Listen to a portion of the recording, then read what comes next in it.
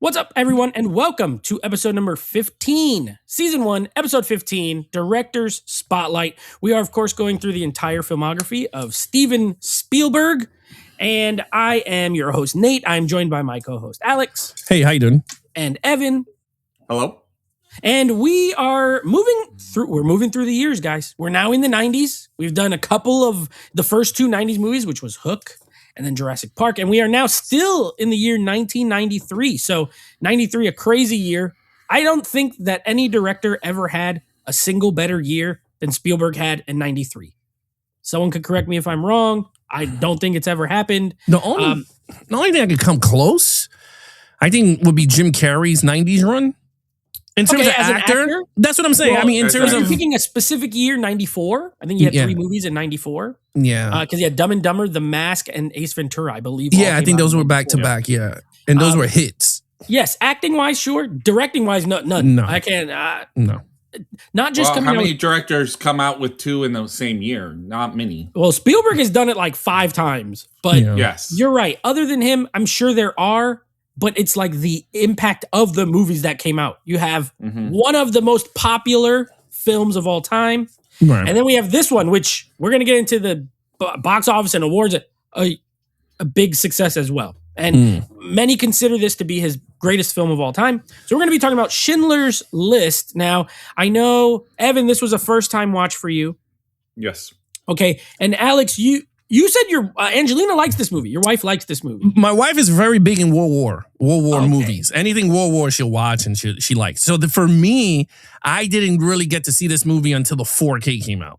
Okay. And I saw it for the first time. I brought her, when we got together and stuff as a gift, I brought her the Blu-rays glass with all their names written on the paper. I don't know if you've ever seen that. Limited edition thing or DVD. It's one of those two. And I remember getting it, but she never opened it. So for me, I never seen it until the Blu-ray, 4K, came out.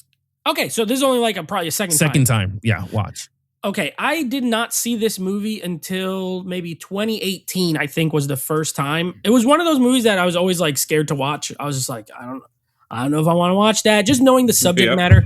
I actually saw it at a Dolby. It got re-released in theaters. I think it was either 2018 or 2019. They re-released it, and I went to the Dolby Theater, and I saw it in the movies. Then I bought it, and this was my third time watching it ever. So third time watch, second time watch, first time watch. So maybe we'll go in that order as far as oldest to newest or whatever. But let's get into some numbers here before we talk about the movie itself. This movie, of course, came out, like I said, in 1993. $22 million budget, $322.2 million box office. Even anything else very successful, especially for a 3-hour drama, $300 million.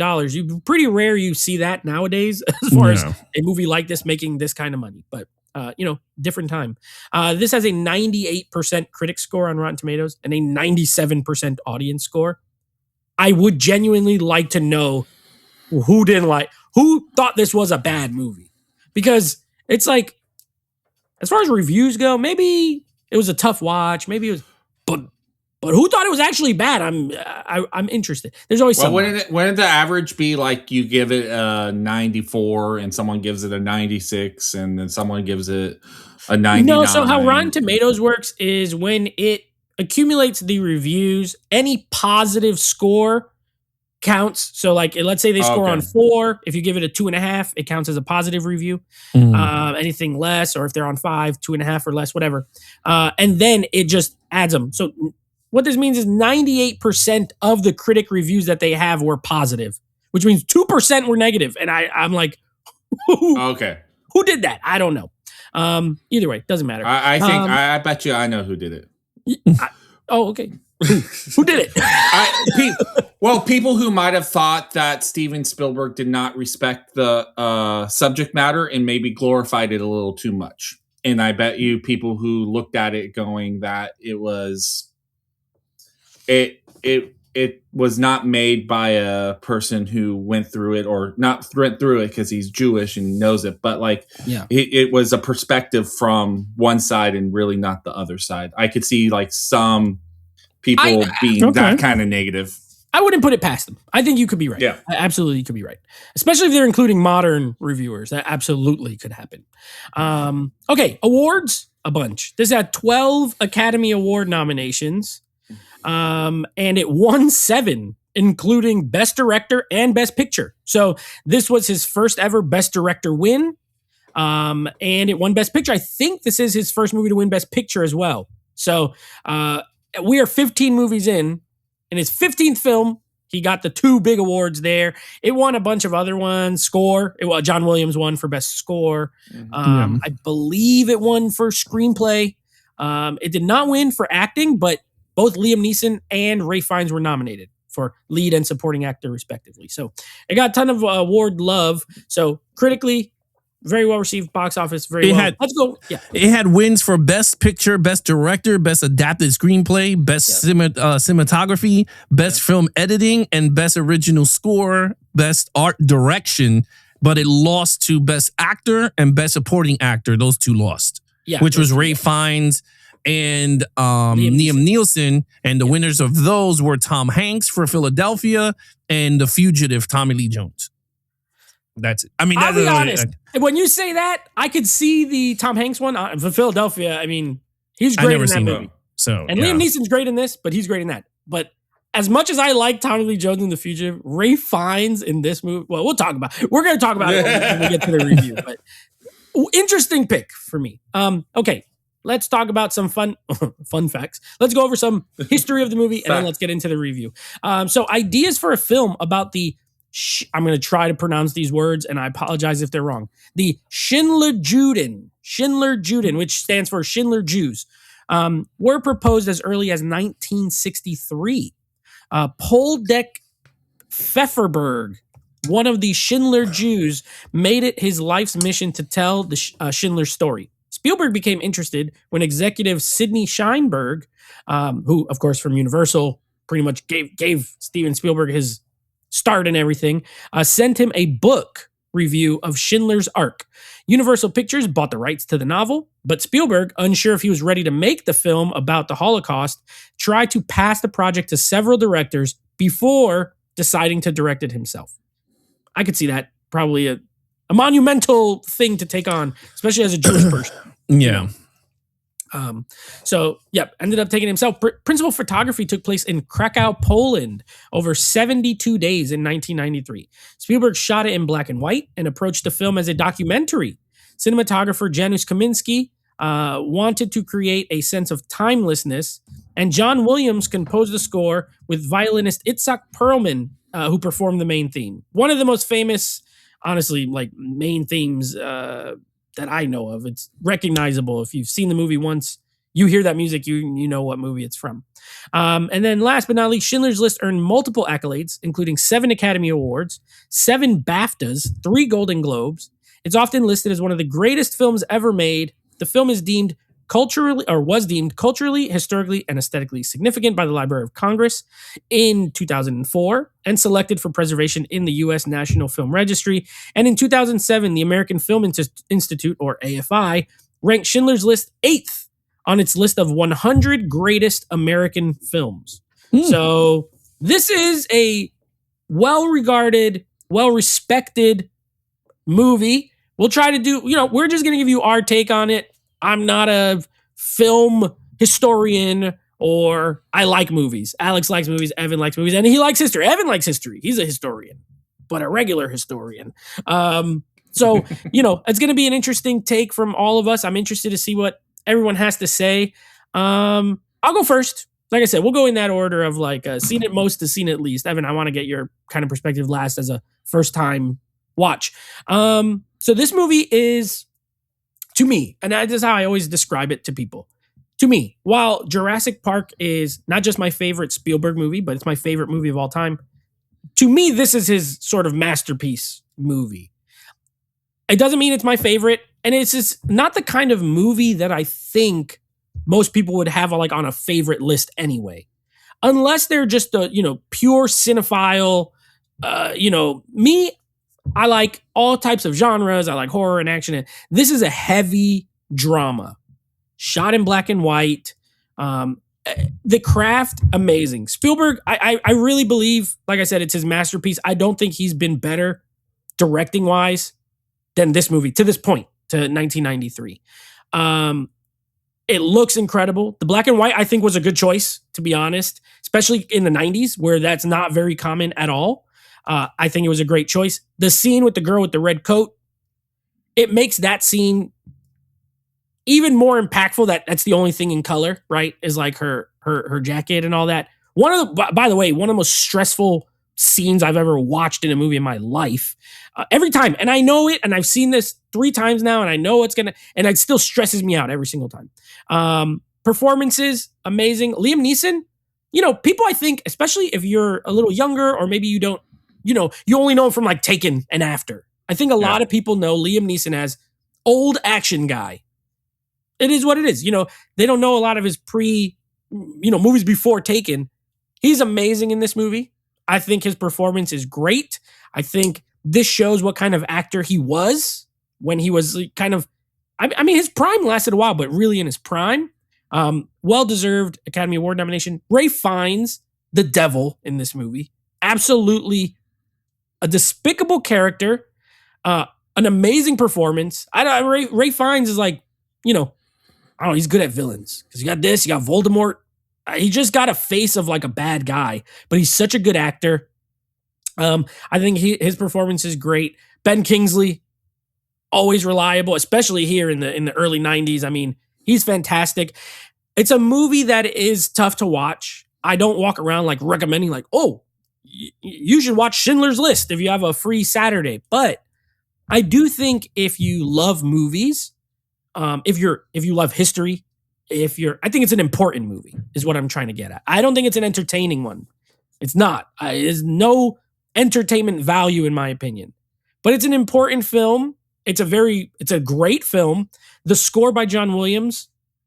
I don't know how you make it just sounds sad. You know what I mean? Maybe it's the violin, maybe it's it's beautiful. And yet it's like, this really evokes, I think, what they were going for. I think it does an amazing job. One of Williams' best scores. So like, in a nutshell, I just think it is an amazing movie. I think it's great. Is it tough to watch? Yes. Is it important? Yes. Will I watch it again? Yes. Soon? No. Definitely not. I mean, we're talking 7 years. I've seen it 3 times. It's probably every few years. And it's usually for something like this. I don't watch it for funsies, I saw it at the theater to review it the first time. I watched it for this to review it. So, maybe one day, or if I'm going to show somebody, like, you should see this movie in that regard. But I do think it is his masterpiece. I don't think he's made a better movie in the sense of everything, right? Craft, direction, story, importance, all of that stuff. It's not my favorite, but I do think it's his best work. So that's my take on it. Alex, what do you think of Schindler's List? It is a strong movie. I'm going to be 100% honest with you. It's like, it kind of felt like a first time watch, sit down watching it. Like you said it the best. Like this is not a movie that you go, hey, let's watch Schindler's List. Like this is not a movie that you just pop on. It's a great historical event. If you're doing it for school, I could see, okay, you could pop it on, film school, sure. But as a fun sit down, let's have pizza and soda and watch, I don't think so. No. Now, I like this movie. I think it was very well told, very emotional throughout the movie, very shocked, a lot of scenes. And when you watch it the second time, you start to catch more stuff you didn't catch the first time. For myself, and I was just like, holy crap. There's a lot of strong messaging in this film, strong scenes, especially the scene that they're all walking into, like they're going down the bunker and then all you see is the chimney with smoke and you already know they're going in there to die. So like, it was just like very strong. And I'm like, holy crap. Liam Neeson as the main character, he was really good.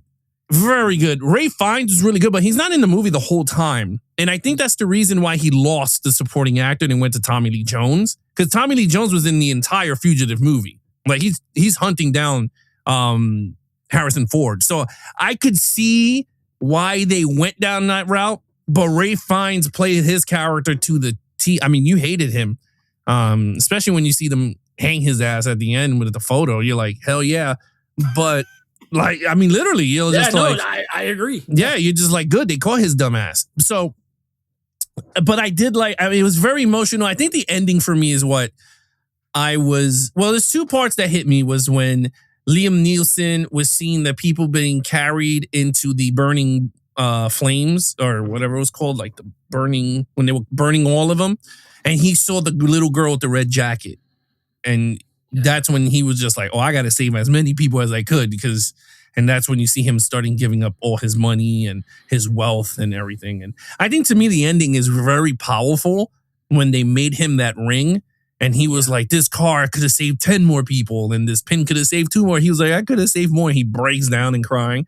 And you feel for it. My wife was crying. I mean, during the whole thing. She was just I'm notorious for not crying at movies. And that almost got me the first time I watched it. Yeah. I was like, because the acting is so good. Yeah. And what he's saying. But you're right. Like, it seemed like a documentary almost. Yeah. Of this guy being like, I could have done more. I could, that whole scene is super powerful. I completely agree. It's a very powerful scene, and it's very emotional because you know what happened. 6 million of these people died, and he saved only 1,000 plus, I think. And he's like, I could have did this, and he just breaks down, and you're just like, holy crap! Like this.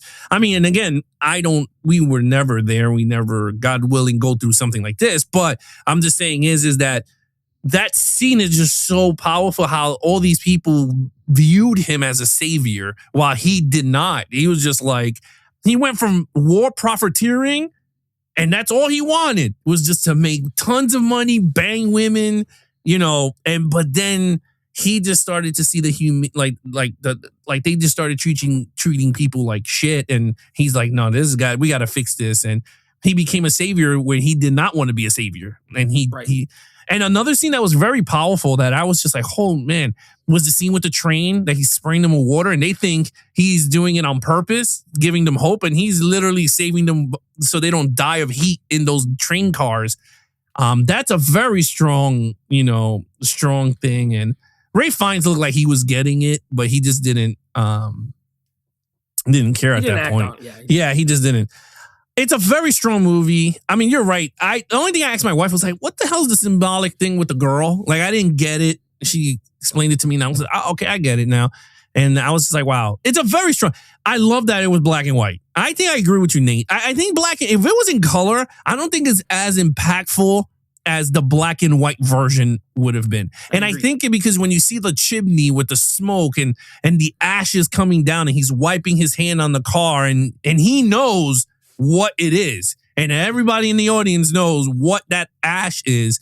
You start to hit a lot. And you can see a lot of artistic views and cinematography being presented that you're like, man, this is like a work of art.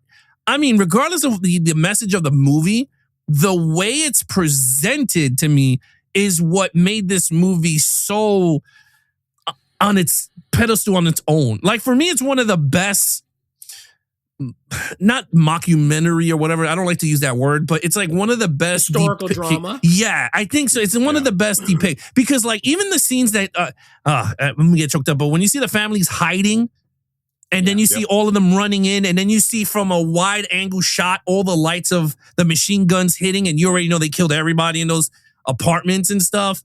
It's very strong and you know it's real. It's not one of those that you're watching, oh, it's movie magic. You know that the people went through this shit. The kids running away from them, hiding in places you can't hide here. And the little kid is running to find another hiding spot so he doesn't get killed or taken. Very strong. You know what? I give him a lot of respect for being,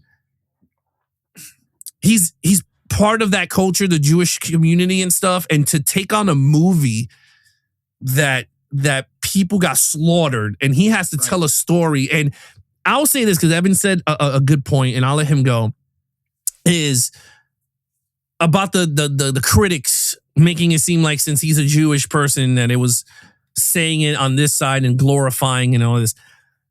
I gotta say, for a movie made by a Jewish person, this movie is not swayed to the Jewish side or the Nazi side. It's pretty much a told story of of a person going from riches to a savior. And that's what I saw. I mean, everyone sees a movie different, and I get it, different opinions. That's what I saw. I didn't pick on this is a Nazi movie. I didn't see it from this is a Jewish movie. Like, I didn't sway in that side. I saw it from this historical person going from the riches, putting himself in harm's way. Because this dude was buying liquor for the Nazis. And I mean, shit could have went down. Like, everything could have went down. But you saw him just being on the highs of the highs and then starting to see humans as what they're supposed to be met. And then towards the ending where he broke down and he became a war criminal and they're chasing him and all these people just looked up to him and made him a ring. And I bet till this day that ring is on him in the coffin. And at the end of the movie, when you saw the actual survivors putting the rocks on the coffin, you know, that's a very strong symbolic thing, because I was like, man, and that transition of them walking up the hill and the transition to the real life people is one of the best transitions I gotta say in a movie. It's a very impactful movie. So I gotta say to Steven Spielberg, I give you kudos, man. You did a fantastic movie on something that's very strong and powerful. So that's my thing. Yeah, I'm gonna piggyback before I jump over to Evan. I agree with everything you said. That's a good point. I think, you know, for people, if there are critics who say, oh, well, this only showed one side of it. I mean, at the end of the day, why sympathize with evil? I don't, you know what I mean? Like, this is a historical event, right? Like, this happened. It's a true story. It happened. I'm not here to try to feel bad for the Nazis. I'm sorry. So there's only one, in my opinion, there's only one way to tell it. But I agree with you, Alex, in that it's not, the point of the film is not, these people are evil, look what they did. It's, look what this guy did in the face of, you know, this evil situation. Yeah. They have to be depicted for you to get it, right? But it's not the focus. This is not, to me, this is not a movie of like a pain and suffering, right? Like, let's just show how much pain and suffering these people went through so you feel bad for... that's not the vibe I've ever gotten from the movie. It just so happens that to tell the story accurately, certain things have to be shown and they're tough to watch. So I agree with you in that regard. Okay, Evan, I'd love to hear your perspective on this. I'd love to hear your review. So what did you think of, as a first-time watcher, never seeing the movie? Well, I don't want to like rehound like all the things that you guys already said. So I agree with you. I want to say the transitions of this movie, Alex touched on it.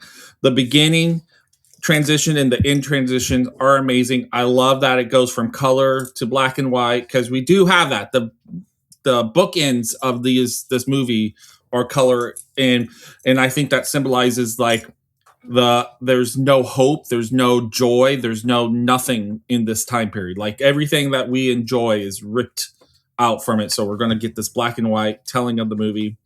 I did enjoy the red sweater jacket, because that allows us to follow that character. Because if we didn't have that color, we wouldn't have known that was her in the pile. Like, that's the sole purpose, is to make sure we understand that this is what he's seeing. Like, he's hit it's finally coming to light to him of what's happening. Right. And so we see that color. I also love that they don't actually make Schindler a good guy. They don't actually make him a hero, in the sense of he's a guy. I think one of you said it. He's a reluctant hero. Like, he's not doing this because this is a natural thing for him to do. Right. He's doing it because it's now crossed the line that all humans should be standing up to. Like, it doesn't, but he was not praised in the beginning. I mean, I remember the scene. I was so like, because his wife comes while he's like has a mistress, and she goes, "I'll stay if you love me. I love you. I'll stay, but you can't have any more mistress." And the next scene is him saying goodbye on the bus. Yeah, he was on the train. Yeah. He gave her the boot. Yeah. Train, like, bye, I love you, but I'm still going to sleep around. Like, that's not who I am. Like, they really did just show that this guy was out and flawed for himself. Yeah, flawed. He's not like what you call an evil person, but he's not a good person. Like he's a capitalistic person. Like he's looking to capitalize any type. Hey, this war's coming out. I get to buy these businesses that are going down because Nazis coming in. So I do enjoy that aspect that they didn't. I would not say they're praising Schindler throughout this film. I don't think. Even when he starts doing good, they don't really. He still wrestles why he's doing it. Like he doesn't know what to do with this. He just knows that this is what he needs to do because he ends up caring for these people and saying these are humans, but doesn't mean that he totally becomes this great hero in that process. You know what I mean? It's the classic thing of like even a bad guy can do something good. Yes. I agree with you. That's a good point. So I enjoyed that. The acting's really well. I think that it's an important story. I do, because I'm looking at this. So I've studied history. I studied Jewish history. And I'm a pop culture historian. So I study in the sense of like, what was that movie, that Amazon TV show that came out about the Nazi hunters with Al Pacino? There's I know what you're talking about. Yeah. I didn't see it, but I know what you're talking about. Yes, but they made up like what happened, like Nazis playing chess with Jewish people, like totally made up, like.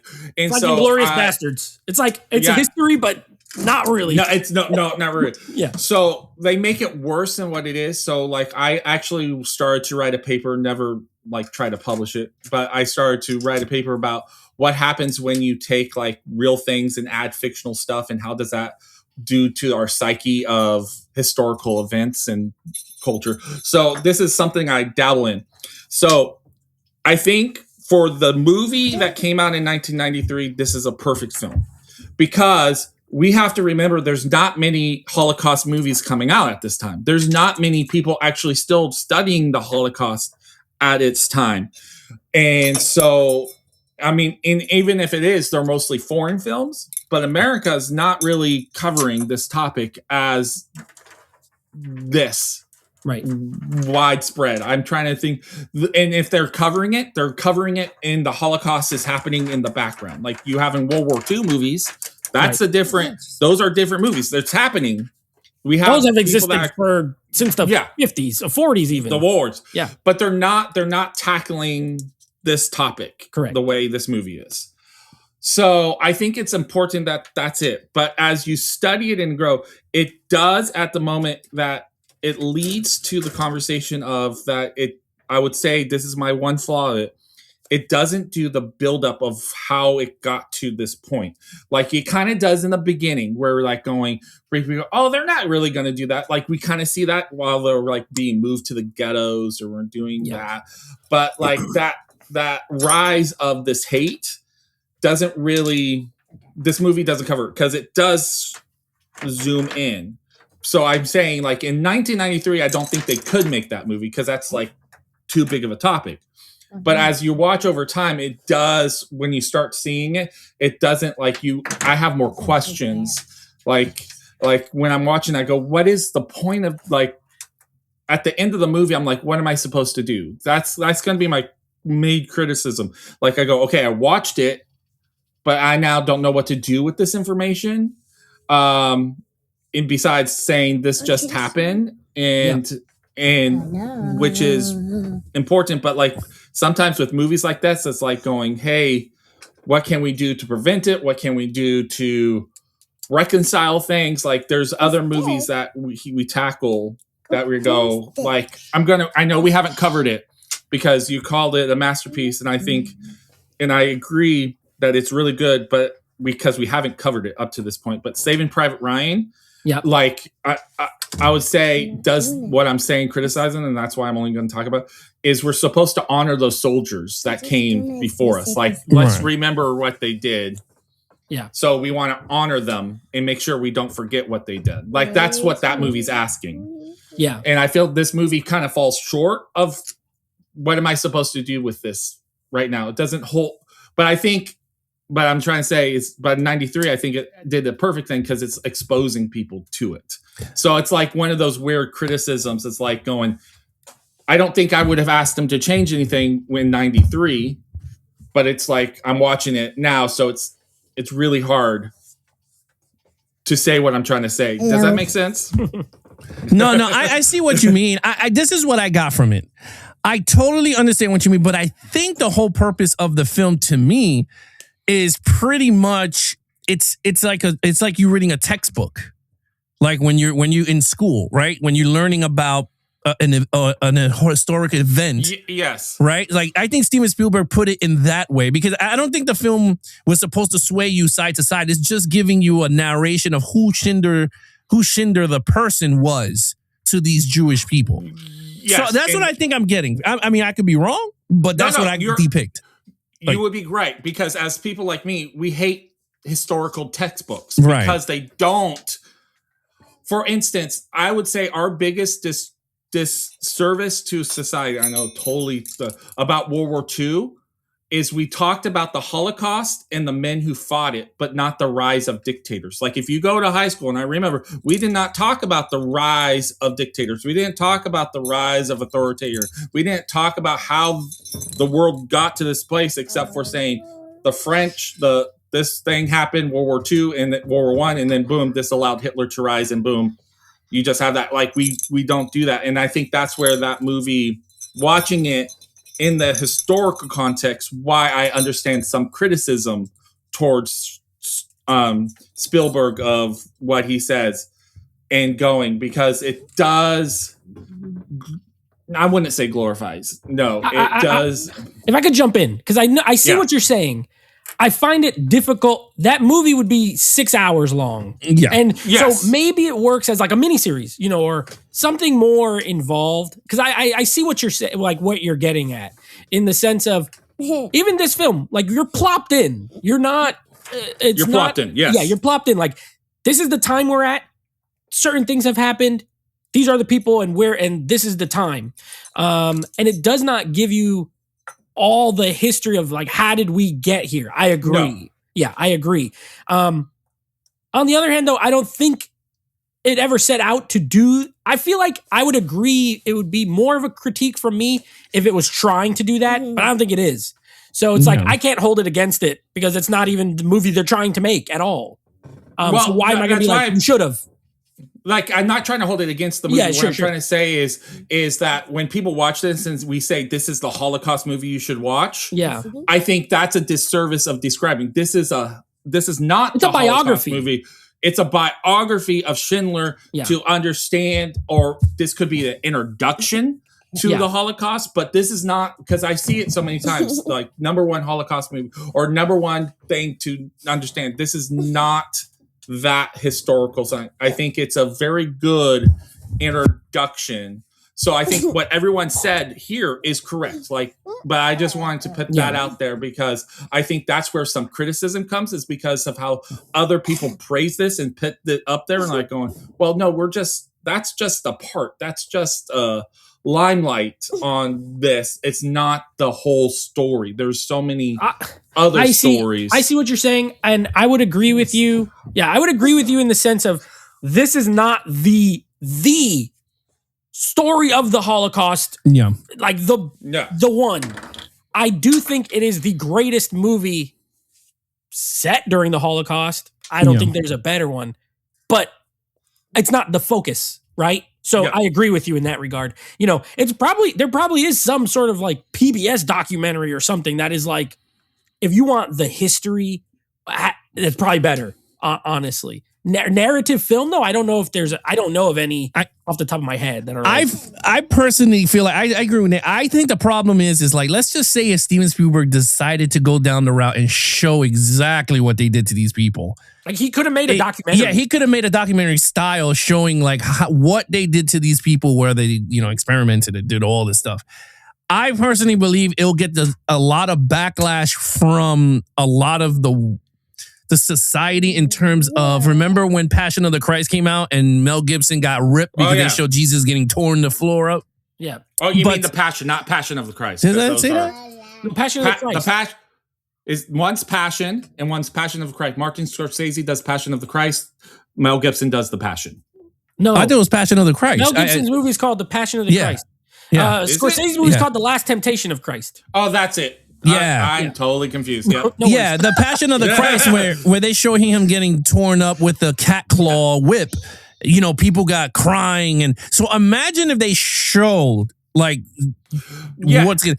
I don't know. I think the way he did it here, I think was a perfect blend between two, where if you know the history, you got the point. Yes, exactly. Well, you knew it's totally made for Hollywood, and he did. And Spielberg did get criticism for this movie at the time, like other people at this time did criticize him for it. Yeah. So he didn't go unscathed. But I do think, because as I've known this film, I followed this film. I've never watched this film because I was like Nate. I was afraid to watch it. Yeah. My wife and kids are Jewish. It's been one of those things I bought it on 4K. There, like at some point, it's I gotta always watch there. this thing. But as I was studying it and reading and just knowing where I think people who like the film society puts this film higher than other films because of Spielberg and how great the movie is when it comes to the Holocaust. I just do think that it is not in that topic. There's some other movies, and I totally drawn blanks. I should have written down, that do a little bit better of balancing it, but those are made after him. And what my argument is that those movies would have been as successful or made or existed without this. So I'm not trying to knock it in the sense of the movie itself. I'm just, because like I said, you guys covered the movie so well. I was just trying to put it in its context of history of where it lands, if that makes sense. I went a little bit different because I don't agree. Liam Neeson, I always want to tell people because I know my son and other people that I've talked to that only know Liam Neeson since Taken, his action. I go, no, this guy used to be like an amazing actor, like Academy Award nominated. Yeah. I mean, and so, and he's not bad in those movies, but it's like I feel like we lost someone who could have done some other great movies because I don't know why he chose and said this is the only thing I'm doing. I mean, he makes millions of dollars. I mean, as an action star, I think they pay him like tons of money. He's like, I could phone it in a little bit and still get paid a lot. And I do know his wife died. Yeah, she got hit by a skiing tree or something. That had an effect on him too. Yeah. I think that helped him because he doesn't have to be dramatic as much, like deal with real life. And so, but I think really everyone's great. Even the small characters. Like these small characters are, I don't know if they were Foley actors or new, but like just the people running and these kids. I mean, I thought Spielberg had complete control in the sense of making a great film from start to finish. Yeah. And I can't believe I wanted to jump on John Williams. For a guy who's made these music that makes us feel so warm and fuzzy inside, like you watch these movies, you're like, it controls you. I was so worried about him making this film. Like I don't want to feel warm and fuzzy inside. I don't want those like Jurassic Park at the end and feeling, right. But he does a masterful job. I'm like going, this is a great score for this movie. Yeah. I think at this point, John Williams is probably the greatest composer of all time. Forget Beethoven, forget anyone else. I don't care. This guy has it down. Screw you, Beethoven. Yeah. I mean, he knows. See, my thing, what I like about John Williams, and we can hit this pretty quick, but what I like about John Williams is that he knows the source in terms of like, I think he watches the movie without sound. And then he starts to add his own stuff like mentally, like, cause he really nails down like emotional scenes. Yeah. And you're just like, really? Like this dude coming from a Harry Potter, Jaws, Jurassic Park. And you're just thinking he has like an array of different style of movies and composes the best soundtracks that you ever, like these epic, like songs. And you're just like, wow. He is a master of themes. Yeah, watch the documentary if you haven't on Disney Plus about him. But he used to do commercials. Like he just understood and did all different types. He loves jazz. He's not a person who just loves one style. He did the Olympic music. He did the Olympics, yes. Yeah, the Olympics, that team, that's him. And I think that just works out because I think he understands storytelling as a musician too. Yeah. Like when you watch that documentary, I think that's a big thing. He understands human emotion and storytelling. And I think it comes through because I was worried. I was like going, John Williams is just this guy, even like... He's just always made music that just makes you feel good. And so I was a little worried, like, what would you put music to this besides just like music of the time period, right? Like when they're listening to music. I just didn't know what a score of this would be. And so I thought it was perfect. And he just went out there and won an Oscar for it. Yeah. You know what's funny? Yeah. I would like to give another shout out or a highlight to the Bill Bixby, the guy who played the Jewish guy who was the partner of Schindler. Oh, Ben Kingsley. Ben Kingsley. Yeah. I got to give him a lot of credit. He was so good in his role. Yeah. And I love the scenes that he forgot.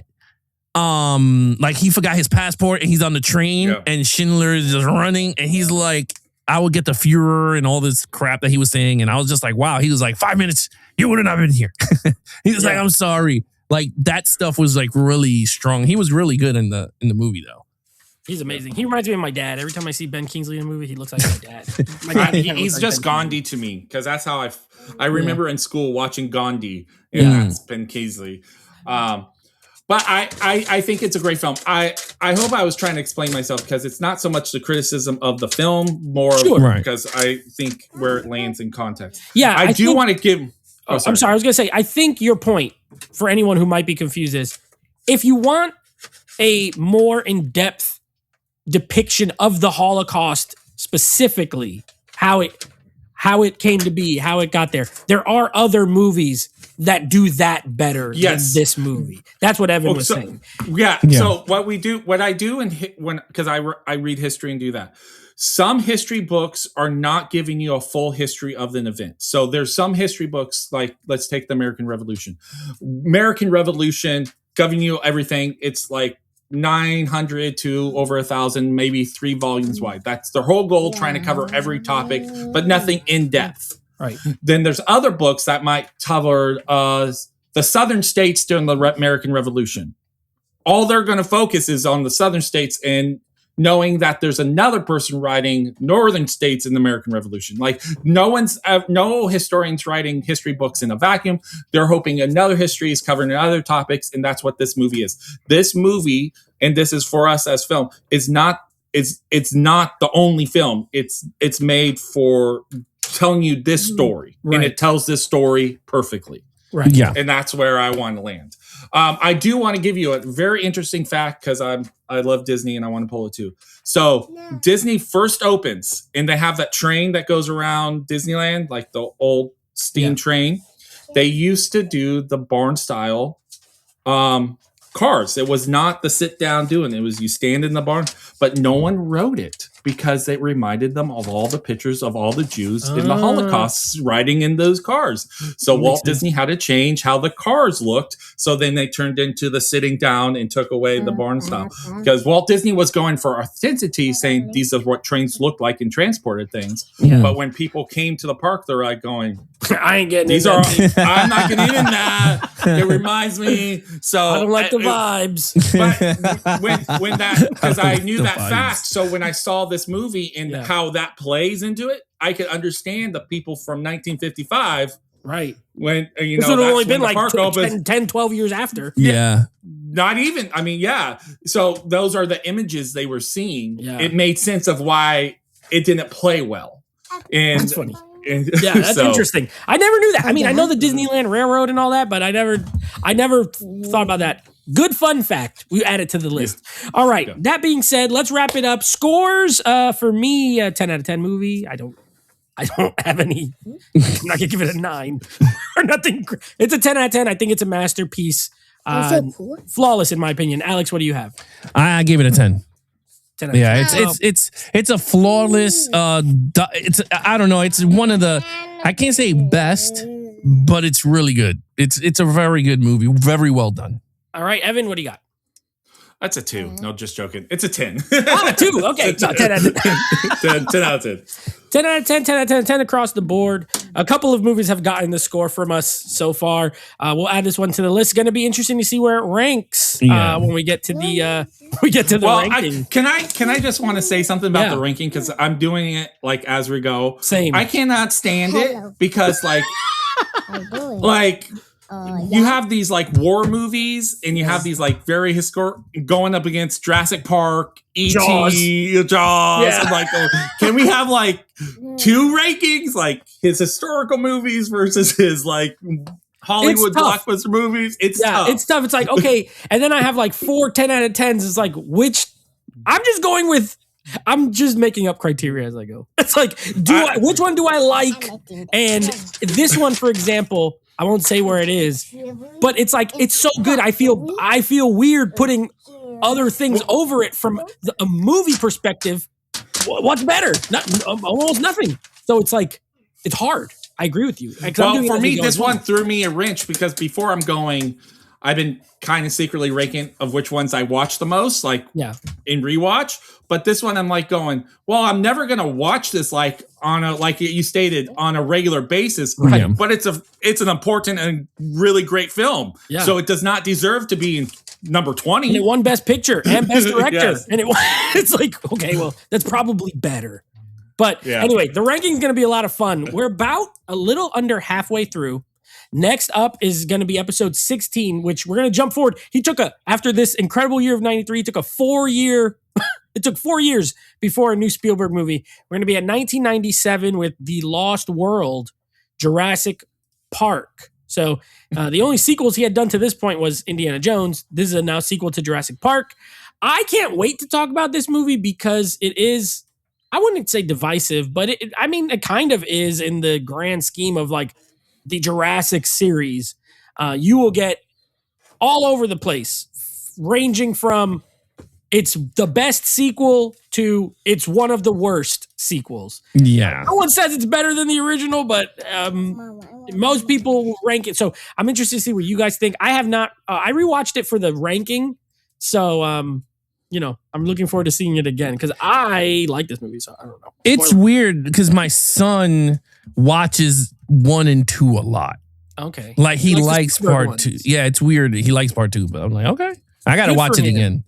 Yeah. My kind of guy. So anyway, we'll be reviewing that one on the next episode 16. So 17 is the exact halfway point. So we're almost to the halfway mark. This has been a very interesting, fun journey we've been on going through these movies. I'm looking forward to doing the back half as well. As always, if you're not already, please consider subscribing to the channel and hit the bell icon that we get notified when new videos drop. Also, leave us a thumbs up and a comment down below if this is a movie that you've seen and do you enjoy it? Do you think it's great? Do you think it's not great for any reason? Let us know your thoughts down below as well. So anyway, that's the show. Thank you for watching as always, and be awesome to each other. Geek out.